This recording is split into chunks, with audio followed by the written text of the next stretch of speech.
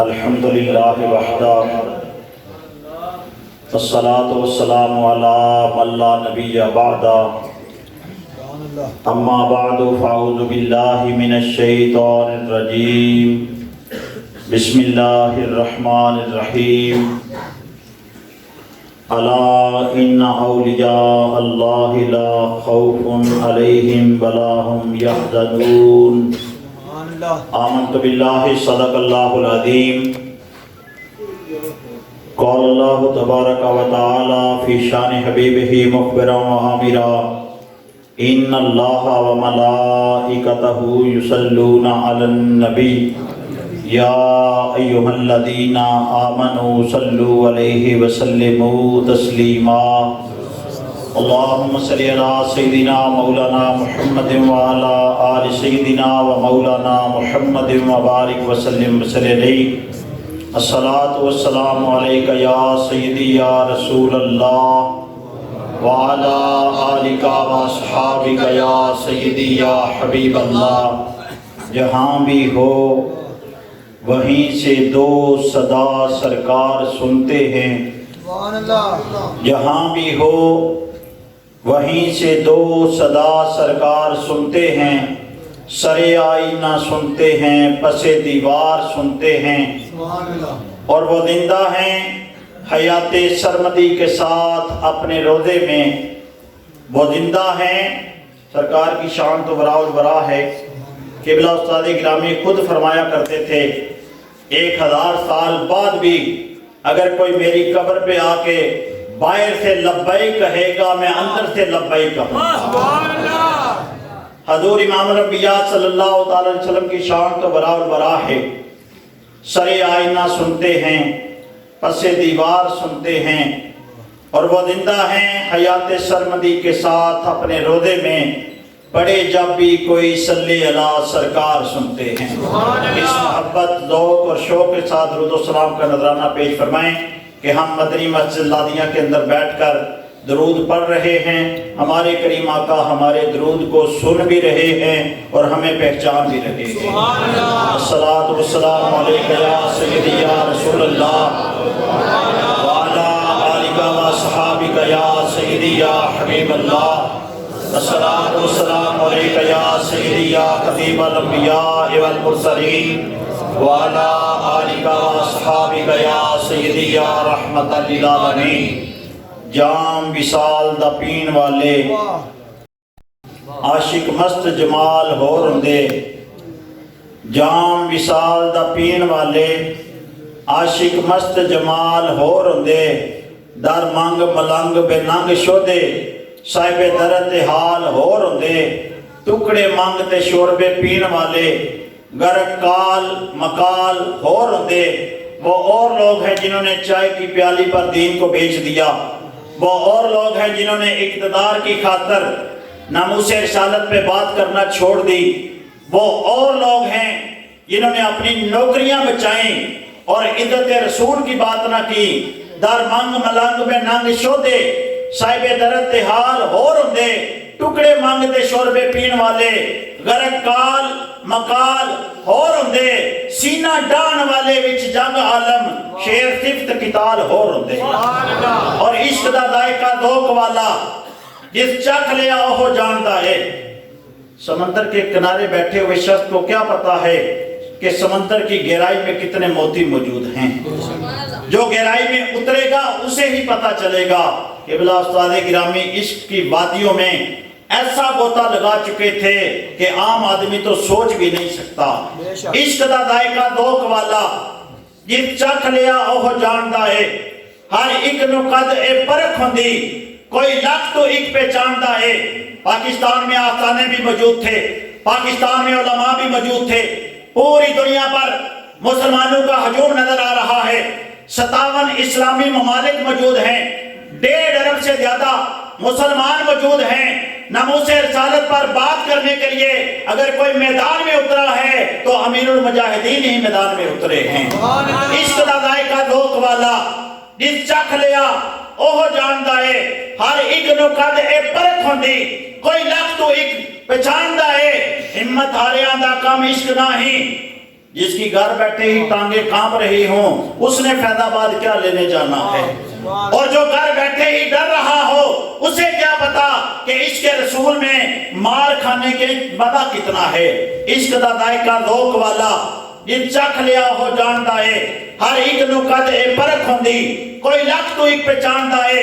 ہمت ہاریاں دا کم عشق نہیں، کم شیر دلیر جوان دا ہے۔ عالم شاہ میں عشق دی کی گل دساں، سمرا دین اسلام ایمان دا ہے۔ اللہ تعالیٰ کی حمد و ثنا حضور پر نور شافع یوم نشور قائد المرسلین خاتم النبیین احمد مجتبی جناب حضرت سیدنا محمد مصطفیٰ صلی اللہ تعالی علیہ وآلہ وصحابہ وسلم کے حضور ہدیہ درود و سلام نذرانہ عشق و محبت پیش کرنے کے بعد عالی مرتبت واجب الاحترام قابل صد احترام لائق صد تکریم میری جماعت کے جید علماء کرام، بزرگوں، نوجوان ساتھیوں، عزیز بچوں، سب سے پہلے تو اہلیان لادیاں کو اس خوبصورت روح پرور نور نواز محفل پاک سے جانے پر دل کی اتھا گرائیوں سے ہدیہ تبریک بھی پیش کرتا ہوں کہ آپ نے یقیناً اس احسان کا شکریہ ادا کرتے ہوئے اس محفل پاک کو سجایا اور یہ ثابت کر دیا کہ آپ احسان مند ہیں۔ جو کوئی آپ کا محسن ہو، جو اس دین اسلام کی خدمت کرے، آپ اس کی یاد منا کر اپنے سینوں کو ٹھنڈا بھی کر لیتے ہیں اور جانے والے کی روح کو خوش بھی کر لیتے ہیں۔ آج کا یہ تعلیمی پروگرام حضور امیر المجاہدین فنا فی الرسول عظیم عاشق رسول مجاہد تحریک ختم نبوت محافظ ناموس رسالت استاد العلماء حضرت علامہ مولانا حافظ خادم حسین رضوی رحمہ اللہ تعالی وتغمدہ اللہ بغفرانے وسق اللہ سرا وجعل الجنت مثوا۔ آپ کی بارگاہ عالیہ میں آپ کی دینی ملی خدمات کو سراہنے کے لیے، خراج عقیدت و محبت پیش کرنے کے لیے آپ نے اس محفل پاک کا اہتمام کیا، علماء کو بلایا، عاشقان مصطفیٰ کو بلایا۔ میں بھی حاضر ہوں، دعا کریں گے اللہ تعالیٰ قبلہ استاد گرامی کے درجات کو مزید بلندیاں عطا فرمائے، اللہ تعالیٰ ان کے فیضان کو تا صبح قیامت جاری اور ساری فرمائے۔ آپ کے چند فرامین مجھے آپ تک پہنچانے کا حکم ملا ہے۔ مختصراً منٹوں میں، چند منٹوں میں اپنی حاضری قبلہ استاد گرامی کی خدمت میں پیش کروں گا۔ استاد گرامی اکثر فرمایا کرتے تھے مالکوں کو نوکروں کی کوئی کمی نہیں۔ توجہ میری طرف رکھیں گے تو یقیناً آپ کے سینے کو ٹھنڈ پڑے گی۔ میں اپنی بات کوئی بھی نہیں کروں گا، جو بھی بات کروں گا قبلہ استاد گرامی کے متعلق جو آپ نے فرمائی ہوگی وہی آپ کو سناؤں گا۔ میں صرف چٹھی پڑھ رہا ہوں، اور اگر دل میں محبت ہو تو چٹھی پڑھنے والے کو نہیں دیکھا جاتا، جس کی چٹھی پڑھی جا رہی ہے اس کو دیکھا جاتا ہے۔ استاد گرامی اکثر فرمایا کرتے تھے مالکوں کو نوکروں کی کمی نہیں۔ قبلہ مفتی صاحب علامہ محمد یونس نظامی صاحب دامت برکاتہم القدسیہ، آپ نے میرے حوالہ سے مبارکہ آرائی سے کام لیا کہ آپ نے بڑی خدمت کی ہے۔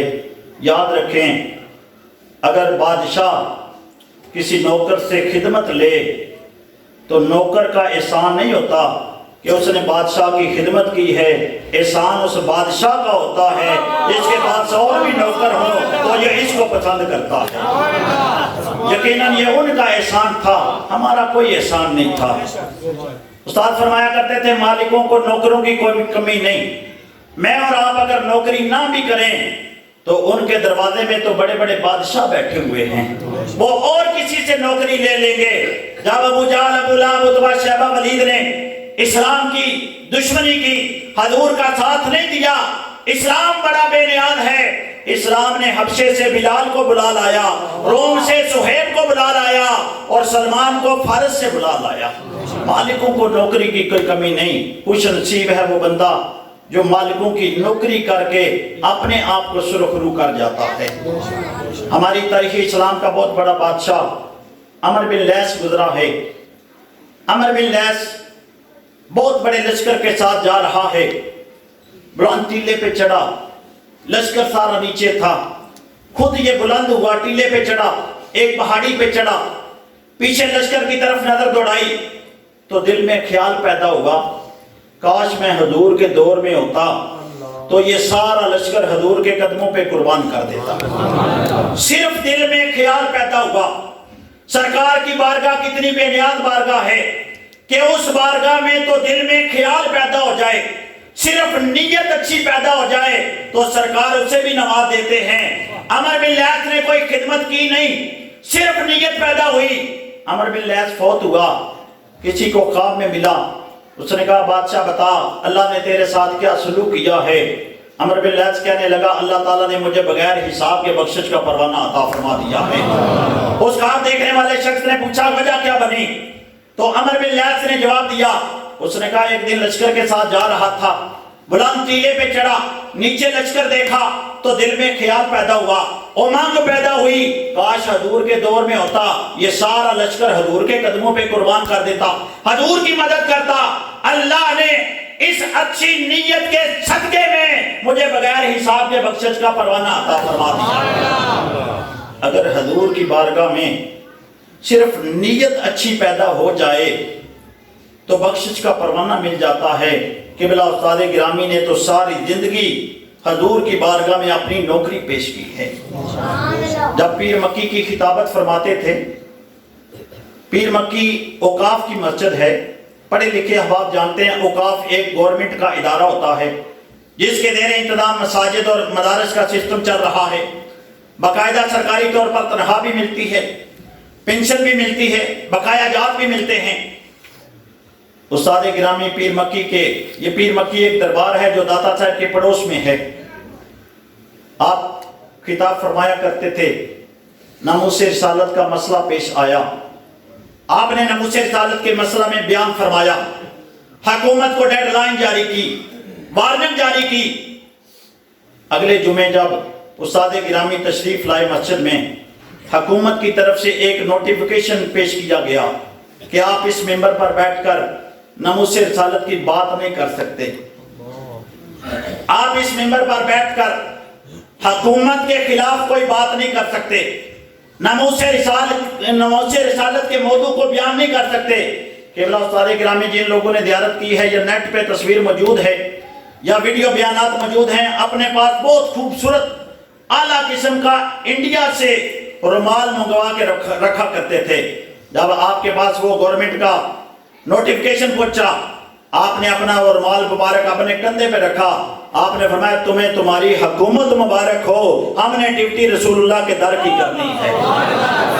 تاجدار ختم نبوت زندہ باد زندہ باد، تاجدار ختم نبوت زندہ باد زندہ باد، تاجدار ختم نبوت زندہ باد زندہ باد۔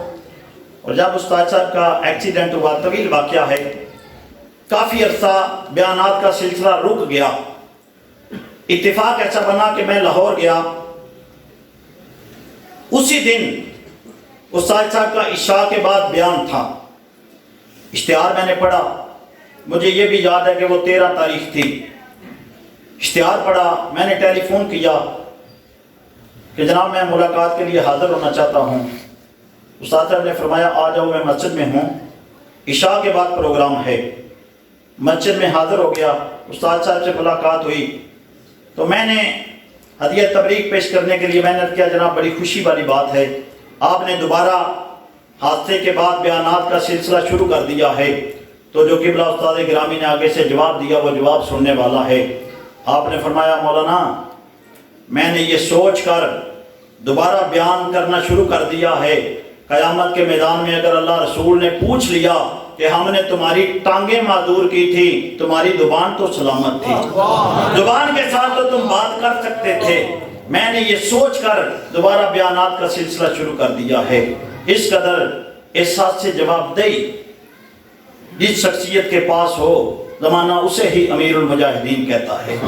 اور استاد گرامی نے اسلام کی جو تعریف کی ہے، قبلہ مفتی صاحب بھی فرما رہے تھے، قبلہ ہمارے سرپرست اعلیٰ صاحب نے بھی فرمایا کہ جو بیانات قبلہ استاد گرامی نے فرمائے ہیں نہ اس سے پہلے سننے کا موقع ملا ہے نہ اس کے بعد سننے کا شاید موقع ملے۔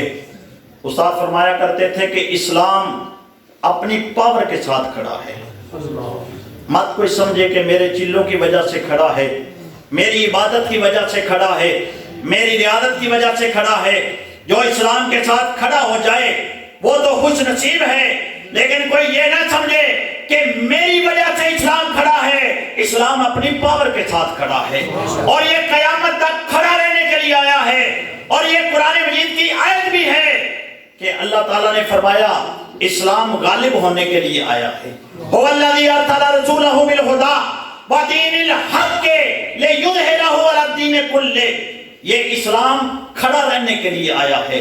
مت کوئی سمجھے کہ یہ میری عبادت کی وجہ سے یا میرے میدان میں نکلنے کی وجہ سے کھڑا ہے۔ اسلام اپنی پاور کے ساتھ کھڑا ہے۔ ایک موقع ایسا بھی بنا، میرے ایک دوست تھے قبلہ استاد گرامی کی خدمت میں حاضر ہوئے۔ میرے دوست نے استاد صاحب کی خدمت میں عرض کیا جناب ایک شخص کے بارے میں کہ اسے کہو اپنی صحت کا خیال رکھے۔ ہمارے پاس یعنی اسلام کے پاس اور کوئی بندہ بھی تو نہیں ہے، ابھی تحریک لبیک نہیں بنی تھی، بہت عرصہ پہلے کی بات ہے۔ جب اس شخص نے کہا جو میرے ساتھ کیا تھا، میرا دوست بھی ہے، میں نام بھی جانتا ہوں، جان بوجھ کر نام نہیں لے رہا، اور جن کے بارے میں انہوں نے بات کی میں انہیں بھی جانتا ہوں، صرف جان بوجھ کے نام نہیں لے رہا۔ استاد گرامی کی خدمت میں میرے دوست نے کہا جناب آپ انہیں سمجھائیں کہ اپنی صحت کا بھی خیال رکھیں، اسلام کے پاس اور بندہ بھی نہیں ہے۔ تو استاد صاحب جلال میں آگے، چہرے کا رنگ تبدیل ہو گیا۔ آپ نے فرمایا مولانا مت یہ سمجھنا کہ اسلام اس کی وجہ سے کھڑا ہے، مولوی خادم رہے یا مر جائے، وہ شخص رہے یا مر جائے، اسلام اپنی پاور کے ساتھ کھڑا ہے۔ اسلام اپنی پاور رکھتا ہے، اسلام اپنی پاور کے ساتھ کھڑا ہے۔ اور قبلہ استاد گرامی فرمایا کرتے تھے اسلام کسی کی کانڈ نہیں لگنے دیتا، اور جنازے نے یہ بات ثابت کی ہے کہ اسلام واقعی کسی کی کانڈ نہیں لگنے دیتا۔ اسلام یقیناً کسی کی کانڈ نہیں لگنے دیتا۔ اور استاد گرامی کا مشہور زمانہ قول مبارک تھا کہ جو اسلام کے لیے نکلتا ہے اسلام اس کا قرض نہیں رکھتا۔ جس نے بھی اسلام کی خدمت کی اسلام نے کسی کا قرض نہیں رکھا۔ اسلام بڑا بے نیاز ہے، اسلام اپنے ماننے والوں کو نوازتا ضرور ہے۔ اگر صحابہ کرام رضوان اللہ تعالی علیہم اجمعین انہوں نے ایک مٹھی جو صدقہ کیا ہے اسلام کی خاطر، اور کسی نے 1 کلو صدقہ کیا ہے، کسی نے گھر کا ساز و سامان صدقہ کیا ہے، کسی نے سواریاں بما ساز و سامان صدقہ کی ہیں، اسلام نے کسی کا قرض نہیں رکھا۔ کیسرو کس طرح کے خزانے بھی اسلام نے ان کے قدموں میں لا کے رکھ دیے۔ اگر حضرت سیدنا بلال حبشی رضی اللہ تعالیٰ عنہ آپ نے اسلام کی خاطر مار کھائی ہے تو اسلام نے انہیں کعبے کی چھت پہ بھی چڑھایا ہے۔ اور جب حضرت سیدنا فاروق اعظم کے دور میں مال غنیمت تقسیم ہو رہا تھا، صحابہ کرام کی لائن سامنے لگی ہوئی ہے، مکے کے بڑے بڑے سردار جو بعد میں اسلام قبول کرتے ہیں وہ بھی اس لائن میں کھڑے ہیں۔ حضرت سیدنا بلال حبشی رضی اللہ تعالیٰ عنہ آپ بھی اسی لائن میں کھڑے ہو جاتے ہیں۔ حضرت سیدنا فاروق اعظم نے دیکھ لیا، آپ نے حضرت سیدنا بلال حبشی کو اشارہ کیا کہ آپ لائن سے باہر نکل آئیں، آپ ڈائریکٹ آ جائیں۔ مکے کا ایک بہت بڑا سردار جو بعد میں اسلام قبول جس نے کیا تھا، اس وقت مسلمانوں کی لائن میں وہ بھی کھڑا تھا۔ شروع اسلام میں تاریخ مکہ کے ابتدائی حالات میں شروع اسلام میں وہ مسلمان نہیں تھا، میں نام جانتا ہوں، جان بوجھ کے نام نہیں لے رہا۔ اس نے کہا جناب امیر المومنین آپ انصاف کریں، ہم اگر لائن میں لگے ہوئے ہیں تو بلال کو بھی لائن میں لگا رہنے دیں۔ حضرت سیدنا فاروق اعظم مسکرائے، آپ نے فرمایا جناب آپ آرام سے کھڑے رہیں، جب آپ اسلام کی مخالفت کر رہے تھے بلال اس وقت اسلام کی خاطر مارے کھا رہا تھا۔ اسلام کسی کا قرض نہیں رکھتا۔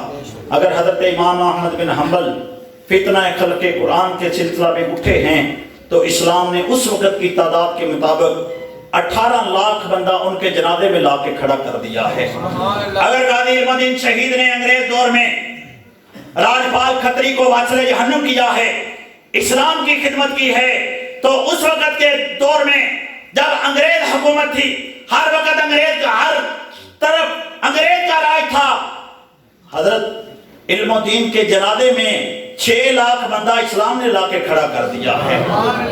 اسلام بڑا بے نیاز ہے، کسی کا قرض نہیں رکھتا۔ غازی ممتاز حسین قادری شہید رحمت اللہ تعالی علیہ، آپ نے جب سلمان تصیر بدنام زمانہ کو واصل جہنم کیا، 60 لاکھ بندہ اسلام نے اس وقت ان کے جنازے میں پہنچا دیا جب پبلک ٹرانسپورٹ بھی بند کر دی گئی، میڈیا بھی بند کر دیا گیا، پابندی لگ گئی، اس کے باوجود بھی 60 لاکھ بندہ اسلام نے ان کے جنازے میں لا کر کھڑا کر کے بتا دیا کہ اسلام کسی کا قرض نہیں رکھتا۔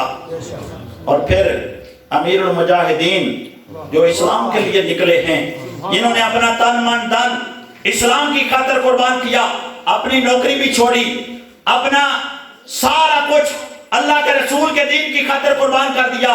اسلام کتنا بے نیاز ہے، جب آپ جیل میں تھے منو پھول اسلام آپ کے رستے پہ بچھا دیتا تھا، اور ویل چیئر والا اگر کسی چوک میں کھڑا ہو تو بندے اس سے تھوڑا پیچھے ہٹ کے گزر جاتے ہیں کہ کہیں ہم سے کچھ مانگ نہ لے۔ وہ کون سی ذات ہے کہ جس کی ویل چیئر کو بھی چوما جا رہا ہے؟ وہ امیر المجاہدین کی ذات ہے۔ اور چوما کیوں جا رہا ہے؟ اسلام یہ عمل کرنے پہ مجبور کر رہا ہے کہ یہ بندہ اسلام کے لیے نکلا ہے، تم اس کی ویل چیئر کو بھی چومو۔ اور اللہ کی عزت کی قسم اٹھا کر کہتا ہوں، اور سائد صاحب کی گاڑی کے ٹائر بھی نوجوانوں کو چومتے ہوئے دیکھا ہے۔ وجہ یہ ہے کہ اسلام کسی کا قرض نہیں رکھتا۔ اور 1,70,00,000 نیوزی لینڈ کی رپورٹ کے مطابق، BBC نیوزی لینڈ نے یہ خبر شائع کی ہے، اور ایک اور محقق نے 1,43,00,000 لکھا ہے۔ جنازے میں افراد پہنچے، قبلہ امیر المجاہدین نے ساری زندگی اسلام کی خاطر وقف کر دی، تو اسلام نے قرض نہیں رکھا، 1,70,00,000 بندہ مینار پاکستان پہنچا دیا ہے۔ اسلام کسی کا قرض نہیں رکھتا، اسلام اپنی پاور کے ساتھ کھڑا ہے، اور اگر کوئی اسلام کے ساتھ چلتا ہے اسلام اس کا قرض نہیں رکھتا۔ اور قبلہ استاد گرامی فرمایا کرتے تھے، اور یہ جملہ میرے لیے اور آپ کے لیے پلے باندھنے والا ہے، آپ فرماتے تھے کہ میں نے کوئی ایسا بندہ نہیں دیکھا جس نے ناموس رسالت سے غداری کی ہو اور وہ بچ گیا۔ جس نے بھی ناموس رسالت سے غداری کی ہے پھر وہ بچا نہیں، اس کی نسلیں بھی بدبودار ہوئی ہیں۔ اور آپ فرمایا کرتے تھے میں نے کوئی بندہ ایسا بھی نہیں دیکھا کہ جو ناموس رسالت پر پہرا دیتا ہے اور پھر وہ ذلیل ہوا ہو، اسے اسلام نے نوازا ضرور ہے۔ اور قبلہ استاد گرامی کا ایک وتیرہ تھا، آپ اہل بیت صحابہ اکرام رضوان اللہ تعالی علیہم اجمعین ان کا نام لیتے تھے تو بڑے ادب کے ساتھ لیتے تھے، اور پرفتن دور تھا، اس کے باوجود بھی آپ نے نہ کبھی اہل بیت کی دشمنی کو مول لیا، نہ کبھی صحابہ اکرام کے بارے میں کوئی بات کی۔ اور جب مینار پاکستان 2 نومبر میں کانفرنس ہوئی، اس وقت لوگ حضرت سیدنا امیر معاویہ رضی اللہ تعالیٰ عنہ ان کی شان میں طرح طرح کی باتیں کر رہے تھے، یوں سمجھ لیں بھونک رہے تھے۔ تو استاد گرامی نے ایک تاریخی جملہ بولا، آپ نے فرمایا دور دور کتیو مالکانوں پہ گئے۔ صحابہ اکرام تو ہمارے مالک ہیں جن کے ذریعے سے اسلام ہمارے تک پہنچا ہے، دور دور کتیو مالکانوں پہ گئے۔ استاد گرامی آپ کا یہ اعجاز تھا کہ حضور کے ساتھ نسبت رکھنے والی ہر چیز کا آپ ادب کرتے تھے۔ آپ فرماتے تھے ہم نے صحابہ کو بھی مانا ہے تو حضور کی وجہ سے مانا ہے، اہل بیت کو بھی مانا ہے تو حضور کی وجہ سے بھی مانا ہے، اور جس کو بھی مانیں گے حضور کی وجہ سے مانیں گے۔ آپ فرماتے تھے ہماری دشمنی بھی اللہ رسول کے لیے ہے اور ہماری دوستی بھی اللہ رسول کے لیے ہے۔ قبلہ استاد گرامی رحمت اللہ تعالی علیہ، آپ کی جتنی بھی باتیں کی جائیں ہمارے لیے وہ روشنی کا حسین مینار ہیں۔ آج لوگ اس بات میں پڑے ہوئے ہیں کہ ہمارا جنازہ ان سے بڑا ہونا چاہیے یا ہمارا جلسہ ان سے بڑا ہونا چاہیے۔ ہم کہتے ہیں کہ تم 75 مرتبہ مر جاؤ پھر زندہ ہو، پھر مر جاؤ پھر زندہ ہو، تم 75 مرتبہ مر کے زندہ ہو جاؤ پھر بھی تمہارے جنازے میں اتنے لوگ نہیں آ سکتے. اور پھر اگر تم پلاٹ کا لالچ دے کے روپے پیسے کا لالچ دے کے لوگوں کو اکٹھا کر لو تو تمہارے جنازے میں لوگ تو آ جائیں گے, 1 لاکھ سید زیادہ نہیں آ سکے گا, 10 لاکھ علماء کرام نہیں آ سکیں گے, اور 20 لاکھ حفاظ کرام نہیں آ سکیں گے. اور قبلہ استاد گرامی کے جنازے نے ایک بات ہمیں سمجھا دی کہ عزت پانے کے لیے بہت بڑے آستانے کا گدی نشین ہونا ضروری نہیں, عزت پانے کے لیے مدارس کی بہت بڑی لمبی چین کا مختمم ہونا ضروری نہیں, عزت پانے کے لیے کوٹھی کار بنگلے کا ہونا ضروری نہیں, عزت پانے کے لیے بہت بڑے اعلیٰ خاندان کا سپوت ہونا ضروری نہیں, عزت پانے کے لیے در رسول کا چوکیدار ہونا ضروری ہے. اور یہ بات استاد گرامی کی زندگی سے ہمیں ملی ہے کہ محمد سے وفا تو نے تو ہم تیرے ہیں, یہ جہاں چیز ہے کیا لوح و قلم تیرے ہیں. آج لوگ سمجھتے ہیں کہ شاید حافظ قرآن تھے اس وجہ سے بڑا جنازہ ہوا, آج لوگ سمجھتے ہیں شاید عالم دین تھے اس وجہ سے بڑا جنازہ ہوا, آج لوگ سمجھتے ہیں کہ شیخ الحدیث تھے اس وجہ سے بڑا جنازہ ہوا, آج لوگ سمجھتے ہیں کہ شاید لیڈر تھے اس وجہ سے بڑا جنازہ ہوا. ہم کہتے ہیں نہیں, در رسول کی وفاداری کی وجہ سے اسلام نے اپنا پاور شو کروایا ہے کہ اسلام آج بھی پاور رکھتا ہے. جو اسلام کی خاطر چلتا ہے اسلام اس کا قرض باقی نہیں رکھتا. جتنے لوگ گئے تھے یہ اسلام کا پاور شو تھا, اسلام نے اپنی پاور شو کروائی ہے کہ میں آج بھی اگر کوئی میرے رستے پہ چلتا ہے, کوئی میری خدمت کرتا ہے, میں آج بھی اس کا قرض نہیں رکھتا. قبلہ استاد گرامی کی ساری زندگی عشق مصطفیٰ سے عبارت تھی. یقیناً ایک فلاسفر کے قول پر اپنی بات کو ختم کرتا ہوں. کسی فلاسفر نے کیا خوب کہا تھا, عظیم لوگ اللہ تعالیٰ انعام کے طور پر عطا کرتا ہے اور سزا کے طور پر واپس لے لیتا ہے. بہت بڑی بات فلاسفر نے کہی کہ عظیم لوگ اللہ تعالیٰ انعام کے طور پر عطا کرتا ہے اور سزا کے طور پر واپس لے لیتا ہے.